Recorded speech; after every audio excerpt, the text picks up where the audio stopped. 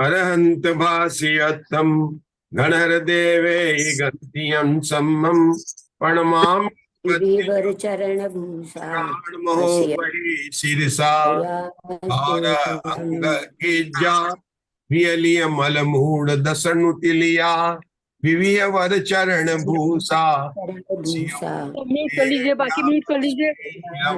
तीर्थंकर श्रुताय नमो नमः। रत्नत्रय धारक आचार्य उपाध्याय साधु परमेश्वरिभ्यो नमो नमः। हमारे यहाँ पर श्रुति स्कंद के अंदर दृष्टिवाद अंक के बारे में हम लोग यहाँ पर स्वाध्याय कर रहे थे। 12 अंगों के नाम हम सबको याद ही है। आचारंग, सुकतांग, स्थानांग, समवाय, व्याख्या प्रज्ञप्ति, ज्ञाधर्म कथा, उपासक अध्ययन, अंतर्दशांग, अनुत्रोपादक, व्याकरण, विपाक और दृष्टिवाद। 12वें अंक का नाम दृष्टिवाद है, जो सबसे बड़ा है। सारी जिनवाणी के पदों की संख्या 112 करोड़ 83 लाख पद है, लेकिन केवल इस 12वें अंग के अंदर 108 करोड़ 68 लाख 56,005 पद है। यह सबसे बड़ा कौन सा है? द्वादशांग अंग है। सामान्य रूप से कहें तो द्वादशांग अंग में 363 कुवादियों का मतलब मिथ्या दृष्टियों का वर्णन किया, मिथ्या मान्यता वालों का। कौन सी मिथ्या मान्यता हो सकती, ये मत समझना कि 363 कोई धर्म है, ऐसा नहीं है। 363 प्रकार की मिथ्या मान्यता, जैसे जैन धर्म, बौद्ध धर्म, हिंदू धर्म, इस प्रकार से 363 धर्मों की बात नहीं है। 363 मिथ्या मान्यताओं की 363 मिथ्या मान्यताओं की बात है। सामान्य बताने के बाद में हमने जाना था कि दृष्टिवाद अंग के 5 भेद है। पहले भेद का नाम है परिकर्म, जिसमें गणित की मुख्यता से वर्णन किया गया है, और उसमें चंद्र प्रज्ञप्ति, सूर्य प्रज्ञप्ति, जम्बूद्वीप प्रज्ञप्ति, दीप सागर प्रज्ञप्ति और व्याख्या प्रज्ञप्ति, ये 4 भेद थे। उसके बाद में इसका दूसरे भेद का नाम है सूत्र, तीसरे का नाम है प्रथमान योग और चौथे का नाम है पूर्वगत, 5वें का नाम है चूलिका। इस प्रकार 5वें अंक के दृष्टिवाद के 5 भेद बताए हैं। हम सामान्य रूप से पहले और दूसरों की हमने वाचना की थी। अब हम पुनः उसको रिवीजन करते कि पहले में जम्बूद्वीप बताया था। अब यहाँ पर जो लिखा है मुग्धा जी पढ़ेंगे। मुग्धा जी, आपको जो लिखा वो नहीं पढ़ना है, आपको उसके बारे में बात बताना है। जैसे कैसे बताता हूं मैं आपको, ये देखिए हमने लिखा वहां चंद्र प्रज्ञप्ति में चंद्र का विमान, आयु, परिवार, रिद्धि, गमन, विशेष, वृद्धि, हानि, पूर्ण ग्रहण, अर्धग्रहण, चौथाई ग्रहण इत्यादि निरूपण है। तो चंद्रमा, यहाँ पर अपन क्या बोलेंगे कि चंद्रमा और सूर्य के जो भ्रमण करते हैं ना, ये भ्रमण करते हैं, उनको बोलते हैं 4 क्षेत्र। उन सब की वर्णन सूर्य प्रज्ञप्ति में, मतलब इनकी गलियां है। चंद्रमा की गलियां 15 है और सूर्य की गलियां कितनी है? हमारे मुग्धा जी को याद भी होगी, 180 गलियां बताएगी। 180 और 180 360 180 गलियां हैं सूर्य की, और उसको कहते हैं 4 क्षेत्र। मतलब सूर्य जिस तरह से घूमता है, ये लोग अभी जो क्या है, ये सुदर्शन मेरुओं के मतलब मेरुओं के चक्कर लगाते रहते हैं, तो इनके घूमने के गोल गोल गोल गोल घूमते हैं। घूमने के क्षेत्रों को कहते हैं 4 क्षेत्र कहते हैं। चंद्रमा की 15 गलियां हैं और सूरज की 180 गलियां हैं। सूरज ये घूमते घूमते हैं, जम्बूद्वीप का सूरज जो है 184 गलियां है। 184 गलियां है शायद सूर्य की। आवाज हाँ, तो बात बीच में डिस्टरबेंस हो गया था, इसलिए थोड़ा मैं रुक गया था। तो बात चल रही यहाँ पर सुनिए। तो जैसे यहाँ पर हमको समझ जब बोला जम्बूद्वीप प्रज्ञप्ति में जम्बू संबंधित मेरू पर्वत, तो एक आप बोलना कि कौन बोलेगा? मेरू पर्वत बोलने पड़े। यहाँ पर अपन बोल सकते हैं सुदर्शन, विजय, अचल, मिथुन माली, ये 5 मेरू, उनके बारे में बताया गया होगा कि वहां कौन से भद्रशाल वन, नंदन वन, सोमदस वन, उनकी सारी यहाँ पर गणित बताए गए, कितना उसका नीचे से कितना 500 योजन पर जो है जाकर जो है हमारा पहला वन आ जाता है, भद्रशाल आ जाता है। ये सब ऊंचे कुलाचल 30 कुलाचल, अपन जानते कुलाचल 6 कुलाचल, एक द्वीप में 6 है और 5 द्वीप में 3 कुलाचल है। किसी को याद है? हिमन, महाहिमन, निषद, नील, रुक्मणी, शिखरणों, वर्षधर, इन कुलाचलों का वर्णन किया। द्रा का मतलब क्या? पद्म, तिगिच्छ, इन जो सरोवर थे ना, एक एक सरोवर उनके नाम आएंगे। क्षेत्र में कौन से आएंगे? भरत, एरावत, हिमन, महाहिमन, ये सब इसके अंदर आने वाले। वेदी, वेदी कहते हैं जो लवण समुद्र आगे इनकी दीवार को वेदी वनखंड, यंत्रों के मंदिर, नदियां इत्यादि का वर्णन। जम्बूद्वीप में बोलेंगे तो आपको पता है गंगा, सिंधु, रोहित, रोहितास्या, हरित हरित कांता, सीता सितोदा, नारी नरकांता, सुवर्ण रूपकुला, ये नदियां ना, और एक एक महानदियों की 14 महानदियां हैं, और एक एक की जो है कितनी 14,000 उनकी सहायक नदियां हैं, ये सब हम पढ़ चुके हैं। ये सब वर्णन उनके जो है कितनी नदियां हैं, कितनी चौड़ी है, कितनी गहरी है, कितना विशाल है, ये सब वर्णन कहाँ से आया है, ये सब वर्णन इन में लिखा गया ना। ये सारा वर्णन कहाँ पर आया, इसके जम्बूद्वीप प्रज्ञप्ति में आया। क्षीर सागर प्रकृति में क्या आएगा, स्वयं रमण समुद्र का आएगा। बोलते हैं कि जम्बूद्वीप से आगे जाने पर एक अलग अगल जम्बूद्वीप आता है, असंख्यात द्वीप जाने पर, लेकिन वो भोग भूमि है। ये जम्बूद्वीप तो कर्म भूमि है, यहाँ मनुष्य रहते हैं, वहां पर मनुष्य नहीं रहते हैं, वहां पर तो तिरंची रहते हैं। इस प्रकार से जिसमें वर्णन किया गया, ये सब इनका वर्णन यहाँ पर आया गया। हमने सामान्य के लिए बताया था आपको।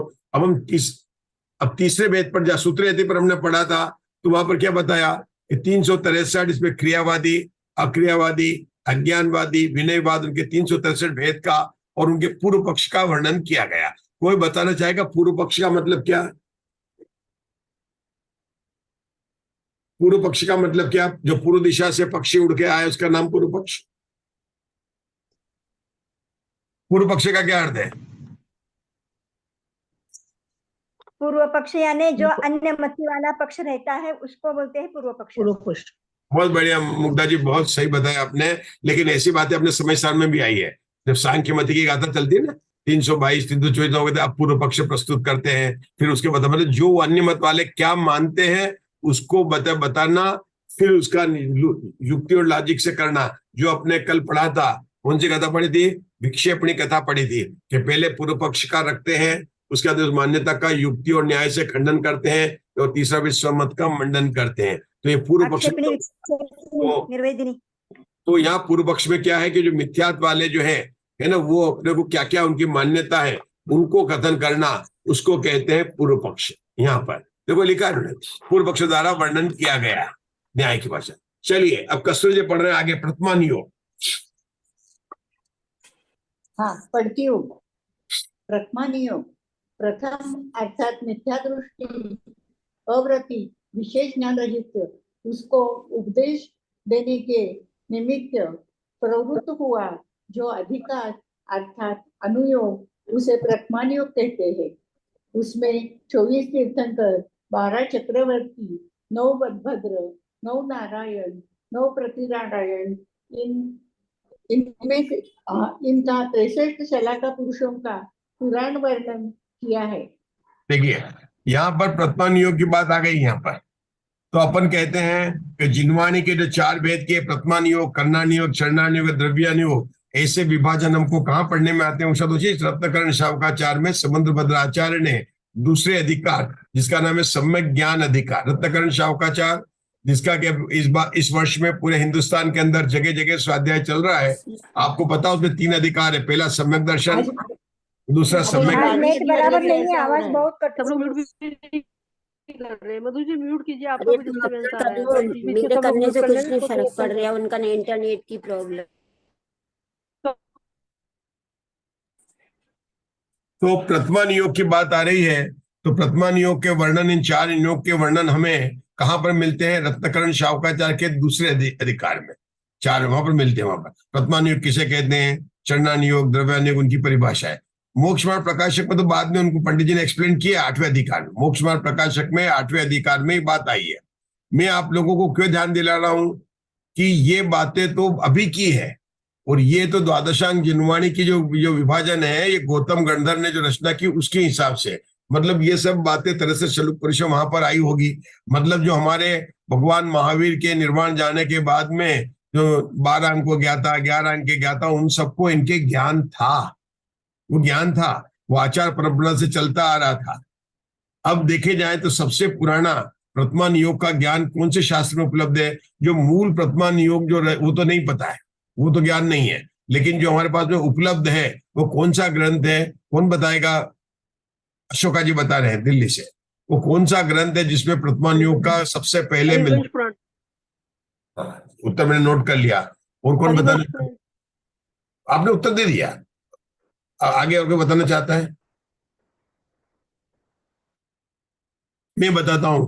तिलोय पण्णति, आचार्य यति वृषभ सेन, सबसे अपने जितने भी पुराण लिखे गए, चाहे वो महापुराण हो, चाहे हरिवंश पुराण हो, चाहे पद्म पुराण हो, चाहे कोई भी पुराण हो, प्रथमान योग का जितना भी साहित्य, पंच कल्याणक विधि की बात हो, पंच कल्याणक कैसे करना, अगर आप ये देखें तो सबसे पुराना अगर कोई ग्रंथ है तो कौन है? तिलोय पण्णति। उसके बाद में त्रिलोकसार लिखा गया। तिलोय पण्णति बहुत पुराना ग्रंथ है। ये आचार्य उमा स्वामी को भी उपलब्ध था, मतलब आचार्य उमा स्वामी से पहले आचार्य यति वृषभ सेन हुए। ये आचार्य यति सेन कुंदकुंदाचार्य से भी कुछ पहले हुए। ये किसके शिष्य थे?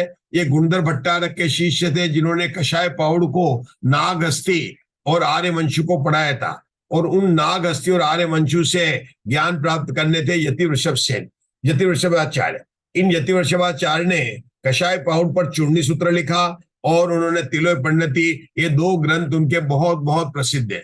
तिलोय पण्णति बहुत बड़ा ग्रंथ है, कम 5000 गाथाओं से भी अधिक गाथाएं उसके अंदर है। केवल ऐसा ही ये ग्रंथ है, दूसरा भाग, जिसके अंदर 24 तीर्थंकर की माता का नाम, नारद का नाम, नारायण का नाम, चक्रवर्ती की संपदा का नाम, आगे कौन से तीर्थंकर होंगे, सबके नाम, सबके कल्याण, कौन मोक्ष गया, कौन ज्ञान गया, पांचों कल्याण केवल तिलोय पण्णति में ही मिलता है। और उसी के आधार से सारे आपके कैलेंडर बने कि आज भगवान का गर्भ कल्याण है कि जन्म कल्याण है, कि ये भी पता तिलोय पण्णति से चलता है कि कौन कहाँ से मोक्ष गया। अरे ये भी पता चलता है कि अंतिम केवली कौन हुए हैं। अरे ये भी वहीं से पता चलता है कि भगवान महावीर के जाने के बाद में कितने श्रुत केवली, मतलब सारी बातें प्रथमान योग की अगर कहीं भरी हुई है तो वो है आचार्य यति वृषभ सेन द्वारा विरचित तिलोय पण्णति। ये ज्ञान कहाँ पर था? द्वादशांग में कहाँ पर था? ये द्वादशांग के अंदर दृष्टिवाद अंग के तीसरा अंग, जिसका नाम प्रथमान योग है। प्रथम शब्द का अर्थ क्या? मिथ्या दृष्टि, मतलब जो पहली भूमिका में ही है, अभी पहली मंजिल से ऊपर चढ़ाई नहीं है। पहली क्यों लिखा कि मोक्ष मार्ग को सोपान कहा गया, 14 गुणस्थान, ये पहले गुणस्थान वाला है। और उसको जो समझाने के लिए इसको क्या कहा गया? प्रथमान योग कहा गया है। लेकिन ये मत सोचना कि प्रथमान योग बच्चों का है। प्रथमान योग में भी ऐसे ऐसे तत्व की बात आती है कि जिसको पढ़कर भेद ज्ञान की प्राप्ति हो जा सकती है। चारों अनुयोग कार्यकारी, मैंने तो आपको बताया कि दृष्टिवाद अंग में यह प्रथमान योग नाम का ग्रंथ है, जिसमें 63 शला का पुरुष, मतलब 24 तीर्थंकर, 12 चक्रवर्ती, 9 बलभद्र, 9 नारायण, 9 प्रतिनारायण, इनका वर्णन किया गया। अब मधु जी ग्वालियर पढ़ रहे हैं पूर्वगत की एक लाइन, पढ़िए मधु जी। आप पढ़ चुके, एक बार और पढ़ लीजिए आप। 14 प्रकार के हैं, 14 उसके आगे प्रकार से के हैं, विस्तार उन्हें करेंगे। आगे विस्तार से कहेंगे। पहले जब पूर्वगत आएंगे तब मधु जी पढ़ेंगे। पूर्वगत के नाम कौन बताएगा मुझे? एक पूर्वगत का नाम बताओ जो प्रसिद्ध है, सबसे प्रसिद्ध पूर्व जिसके हम धवला स्वाध्याय कर रहे हैं। एक या दो पूर्वगत के नाम बताओ जिसके धवला स्वाध्याय कर रहे हैं, उसमें कौन से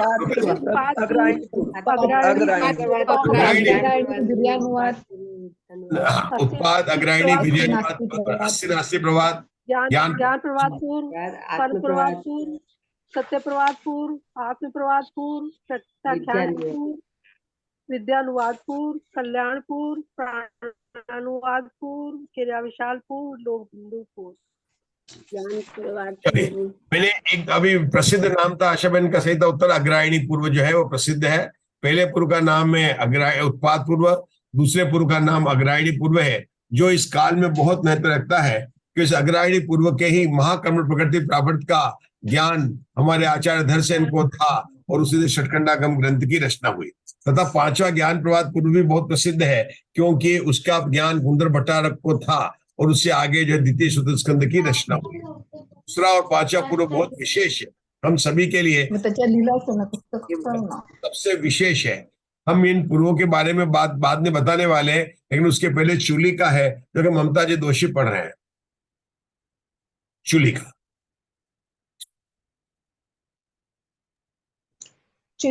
चूलिका के 5 भेद है। जलगता, स्थलगता, मायागता, रूपगता, आकाशगता, ये 5 भेद है। उनमें से जलगता चूलिका तो जल का स्तंभन करना, जल में गमन करना, अग्नि का स्तंभन करना, अग्नि का भक्षण करना, अग्नि में प्रवेश करना इत्यादि क्रिया के कारणभूत मंत्र तंत्र तपस्चरण आदि प्रवृत्त करती है। देखो कितना जिनागम में द्वादशांग में क्या क्या वर्णन नहीं है। जल के अंदर चले जाना, गमन करना, छिप जाना, अग्नि का स्तमन करना, अग्नि का खाना, क्या नाम है इसका? जल गता चुलिका, ठीक है ना। आगे दूसरी चुलिका का नाम क्या है? स्थल गता। स्थल गता मेरु पर्वत, हाँ बोलो, मेरु पर्वत में भूमि में इत्यादि में प्रवेश कर जाना, पर्वत भूमि इत्यादि में प्रवेश करना, शीघ्र गमन करना इत्यादि क्रिया के कारणभूत मंत्र तंत्र तपस्चरण आदि प्रवृत्त करती है। मायागता चुलिका मायामयी इंद्रजाल विक्रिया के कारणभूत मंत्र तंत्र तपस्चरण आदि प्रवृत्त करते हैं। हाँ, आज के जमाने में, आज के अगर माया का चुलिका हो तो सबसे बड़ा जादूगर हो जाएगा। जादूगर की सारी विद्या माया गता चुलिका में ना, कैसे करना, ये सब फार्मूले ये इसके अंदर बताए गए मायागत चुलिका में, है ना। बहुत चले आजकल मायामयी, लेकिन इससे मोक्ष मार्ग में कोई इंद्रजाल विक्रिया कारणभूत मंत्र तंत्र तपस्या आदि प्रयोग करते हैं। आगे रुद्गता चुलिका, मतलब कोई भी आदमी है लेकिन अपना, हाँ सिंह बोलो, सिंह सिंह हाथी घोड़ा बैल हिरण इत्यादि नाना प्रकार के रूप पलट कर धरना उसके कारणभूत जो मंत्र तंत्र तपस्चरण आदि प्ररूपित करते हैं। और चित्राम काष्ठ लेपादिक का लक्षण प्ररूपित करती है तथा धातु रसायन को प्ररूपित करती है।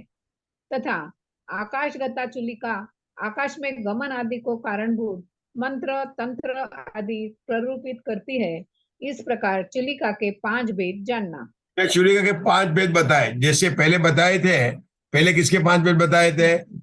पहले बताए थे किसके था? परिक्रम आदि परिक्रम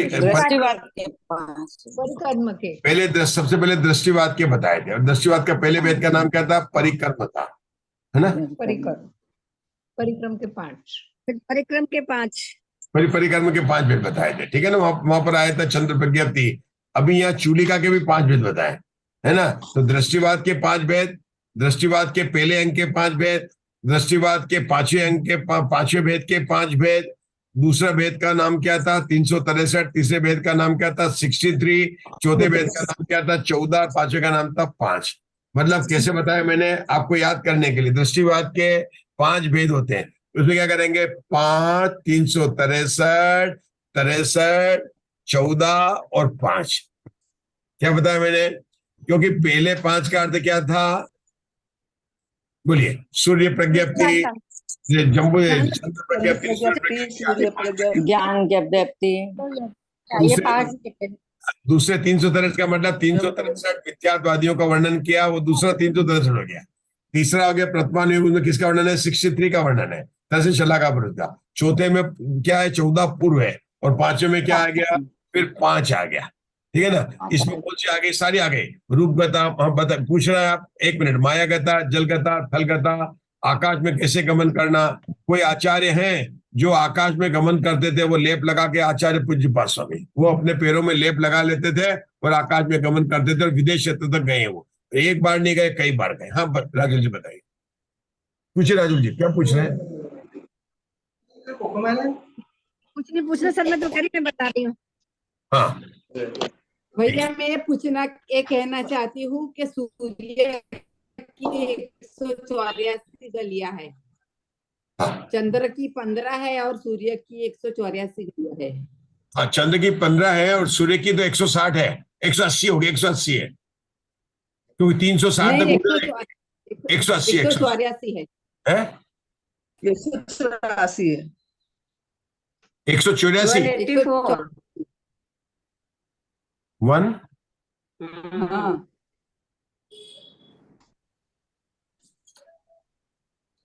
रिपीट कीजिए। 184 184 बोल रहे हैं।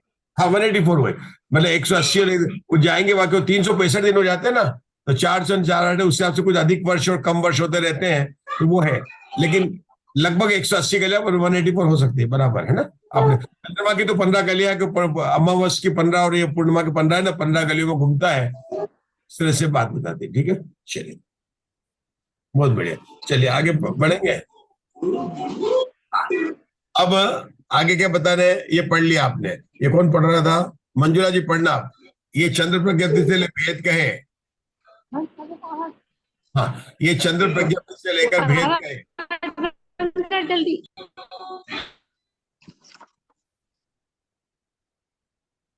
चलिए, मंजुला जी की आवाज नहीं आ रही है, कोई और पढ़ी है? कस्तूरी जी पढ़ना। चंद्र प्रज्ञप्ति से लेकर भेद कहे, उनके पदों का प्रमाण आगे कहते हैं। उन्हें आपका नहीं, आपका नंबर नहीं आया, आपका नंबर नहीं आया अभी। मंजुला जी पढ़ रहे हैं। मैं पढ़ रही हूँ।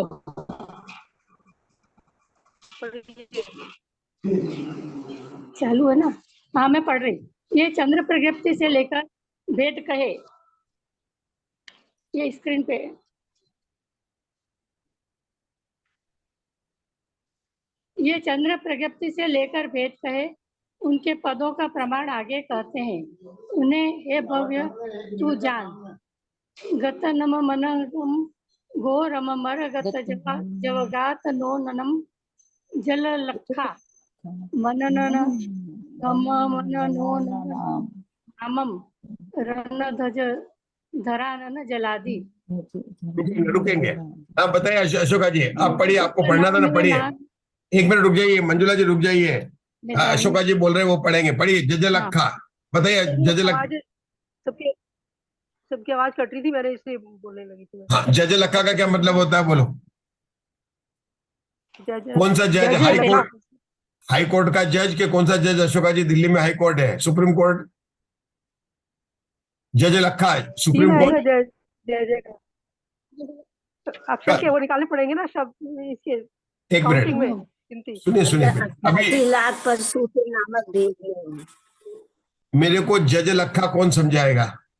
अच्छा, मैंने कल बताया था। हाँ, आप बताने होता है। कल मैंने बताया काका मतलब 11 होता है, मामा मतलब मैंने बताया था 55 होता है ना, बताया था। चाचा मतलब 11, क्योंकि चाचा जजा। हम बताइए, जयश्री जी बताइए। एक एक करके बताएंगे। अभी पहले हाथ उठाया जयश्री श्राप ने, वो बता रहे हैं। हाँ, बताइए जयश्री, आप बताना चाहते हैं? हाँ, बताइए बताइए।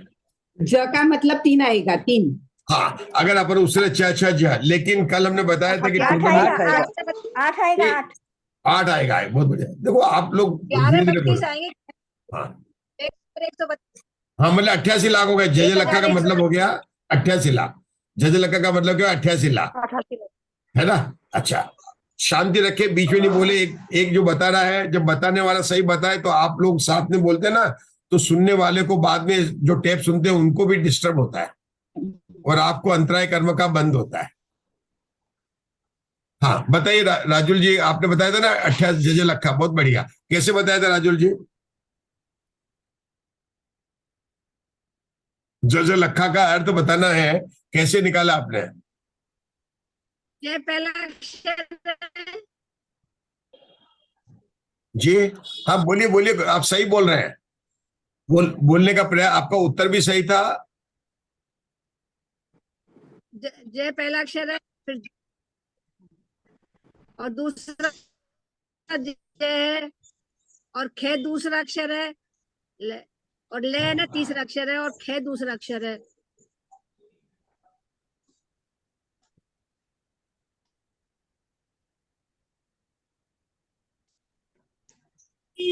ये पढ़ सकते हैं? पढ़िए जरा। उषा दोषी पढ़ना है इसको। ककार से लेकर, दिख रहा है उषा दोषी को? ककार से लेकर ककार से लेकर 9 अक्षरों के अनुक्रम से 1, 2, 3 इत्यादि अंक जानना। जैसे ककार लिखा हो तो 1 जानना, खकार लिखा हो तो 2 जानना, गकार लिखा हो तो 3 जानना। इसी तरह जकार तक 9 तक अंक जानने। क बराबर 1, ख बराबर 2, ग बराबर 3, घ बराबर 4, ड बराबर 5, ज बराबर तो घ अंगा, छ बराबर 6, छ बराबर 7 और ज बराबर 8। बराबर 7, ज बराबर। टकार से लेकर 9 अक्षरों से 1, 2, 3 ज बराबर 8। तो ये ज का मतलब 8 हो गया ना, तो जजलखा का मतलब क्या? 88 लाख हो गया। क्या हो गया? 88 लाख आ गया। ठीक है ना? अच्छा, रुकना राजुल जी, अब आगे पढ़ना। पुनः से इसी तरह से पढ़िए राजुल जी, पुनः इसी तरह से टकार से लेकर 9 अक्षरों से 1 2 3 आदि 9 तक अंक जानने हैं। ट बराबर 1, ठ बराबर 2, ड बराबर 3, ढ बराबर 4, न बराबर 5, ट बराबर 6, थ बराबर 7, द बराबर 8, ध बराबर 9। रुकेंगे एक मिनट। अपनों को याद कैसे करना है? एक शब्द याद करना, कटपय। याद करने लिखा ना गाथा में, कटपय शब्द क्या लिखा है? कटपय। गाथा में लिखा हुआ है, गाथा में शब्द लिखा है कटपय, लिखा है गाथा में, कल पढ़े थे। कटपय याद रहेगा, याद किसको याद रहेगा? कटपय। क का मतलब ककार से लेकर 9 जाना, ट का मतलब टकार से लेकर 9 तक जाना, पकार से लेकर 5 लेना, ये बताया उन्होंने, है ना। कटपय और य से लेकर 8 जाना। फिर से बोलता हूं, आपको एक शब्द याद करना है। ये जीव कांड की बात है। जीव कांड में आपको मिल जाएगा गति मार्गणा में। कल हमारे मुग्धा जी ने बताया भी था कि गति मार्गणा में जब आप देखेंगे मनुष्य गति के जीव की संख्या, तो वहां पर ये 290 पेज पर, हाँ, 290 पेज पर, 290 पेज पर है। आप लोग अवश्य पढ़ें। मैं आपको पहले से बताना चाहता हूँ, एक ही शब्द याद करना आपको, कटपय। नहीं तो क्या गणित के विषय को जब आप पढ़ते तो समझ में एक ही शब्द याद करने से हो जाएगा। हाँ, कटपय।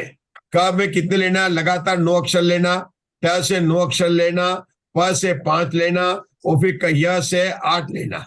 8 य से कौन सा लेने का? य र ल व श श स अ। क से लेते जाना, 9 अक्षर जाना, उसके अंदर रुक जाना। कहां पर रुक जाएंगे? क ख ग घ अंग, छ छ ज झ पर आकर रुके, और सबके नीचे एक एक अक्षर लिख देना। अब उसके बाद में छोड़ देने का। कटपय लिखा ट से, तो ट ठ ड ढ, का ट से शुरू करना, बीच के अक्षर छूट गए, छूट जाने दो। ट ठ ड ढ न त, उसे 9 अक्षर लेना और उनके नीचे एक एक लिख लेना। उसके बाद में पकार के 5 प फ ब भ म, और लास्ट में बचेगा यकार, उसको बोलते हैं 8 अक्षर।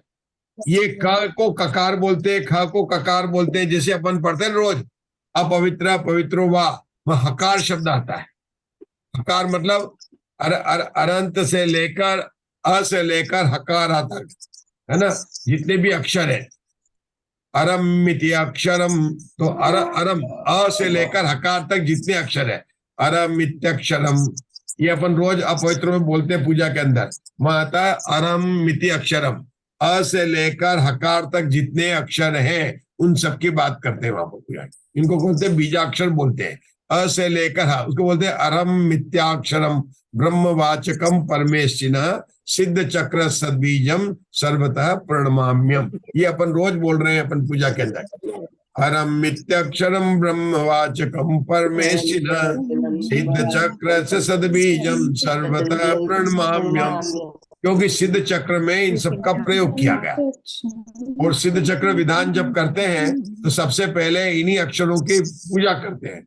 मतलब अकार आदि की करते हैं, फिर ककार की करते हैं। इनके 8-8 अक्षर के पहले दिन, पहली पूजा के पहले जो 14 चंद है जो सिद्ध चक्र विधान में है, उनमें से 14 में से पहले तो यज्ञ नायक की बात है, लेकिन 8 के अंदर इनकी पूजा की गई है। इनकी अकार हकार इनकी सबकी लेकर पूजा की गई है।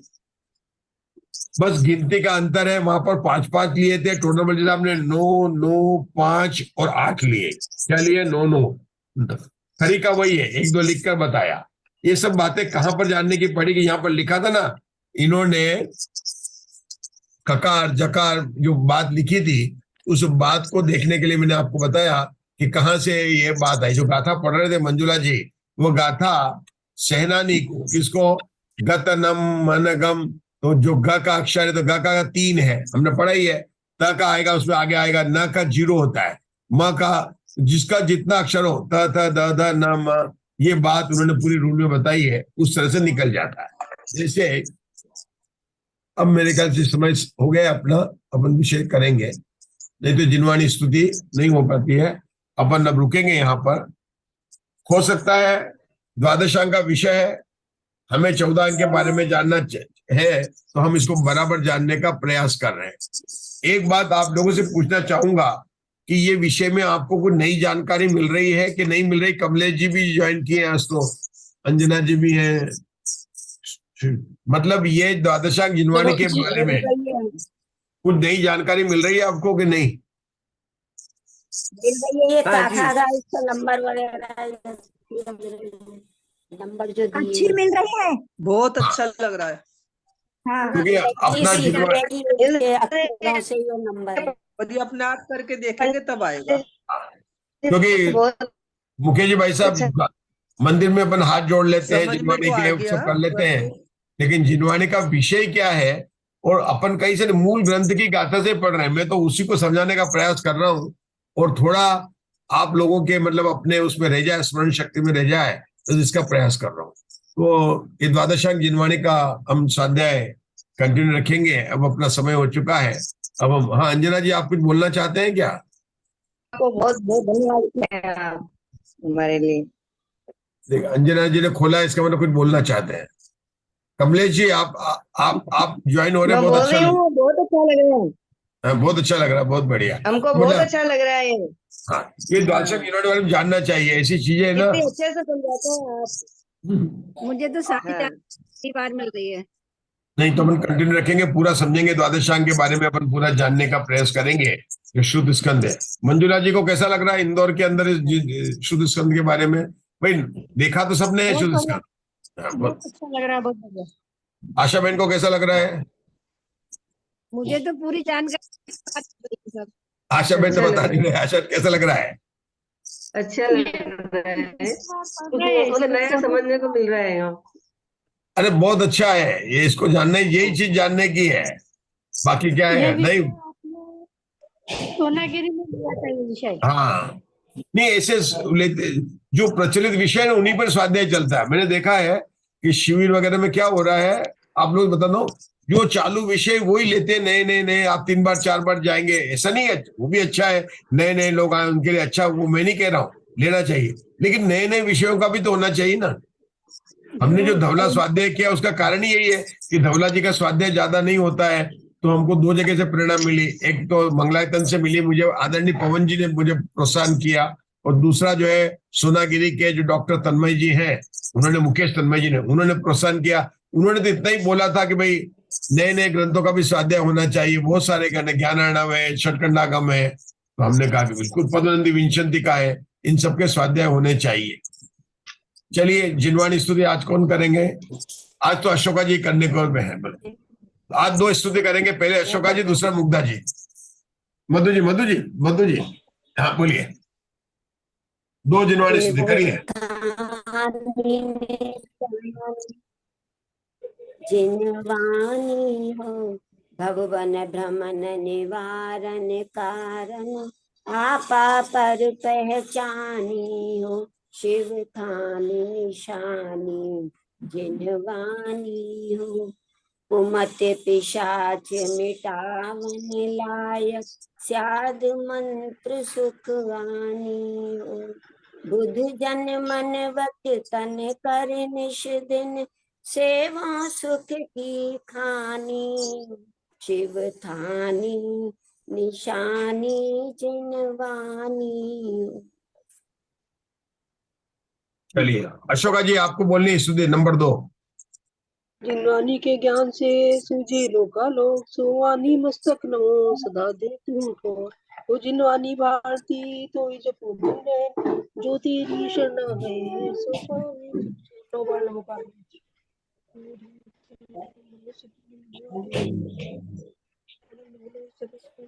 नमो ओरियंताणम, नमो सिद्धाणम, नमो आर्याणम, नमो वज्रायणम, नमो सत्पस। नमो ओरियंताणम, नमो सिद्धाणम, नमो आर्याणम, नमो वज्रायणम, नमो ओरियंताणम, नमो सिद्धाणम, नमो आर्याणम, नमो वज्रायणम, नमो सत्पस।